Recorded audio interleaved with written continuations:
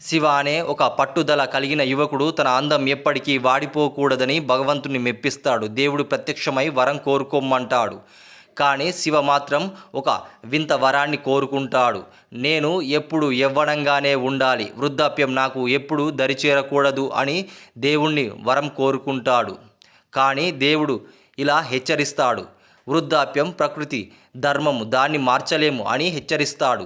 శివ మాత్రం నాకు ముసలితనం రాకూడదు, నేను ఎప్పటికీ 20 ఏళ్ల యువకుడిగానే ఉండిపోవాలి అని పట్టుబట్టి ఆ వరాన్ని పొందాడు. ప్రకృతి నియమాన్ని అతిక్రమించిన ఆ క్షణమే అతని వినాశనం మొదలైంది.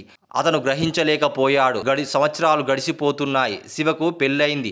2 కొడుకులు పుట్టారు. కాలచక్రంలో అతని భార్య ముసల్దైపోయింది. అతని పిల్లలు కూడా పెరిగి పెద్దవారయ్యారు. కానీ శివ మాత్రం ఇంకా 20 ఏళ్ల కుర్రాడిలాగే ఉన్నాడు. తన కళ్ళ ముందే తన భార్య ముసల్దైపోయింది. తన పిల్లలు తనకంటే పెద్దవారిలా కనిపిస్తున్నారు. ఆ వింత చూసి ఊరి జనం భయపడి ఇతను మనిషి కాదు, దయ్యం అంటూ నిందించారు. సొంత ఊరు నుంచి అతన్ని గెంటేశారు. అక్కడి నుండి పారిపోయి రామాపురం చేరుకున్నాడు. అక్కడ మళ్ళీ పెళ్లి చేసుకున్నాడు. మళ్ళీ తండ్రయ్యాడు. కానీ ఫలితం మారలేదు. అతని రెండో భార్య కూడా వృద్ధురాలై మరణించింది. పిల్లలు వృద్ధులవుతున్నారు. తను ప్రేమించిన వారందరూ మట్టిలో కలిసిపోతున్నారు. తను మాత్రం శిలలా అలాగే ఉండిపోయాడు.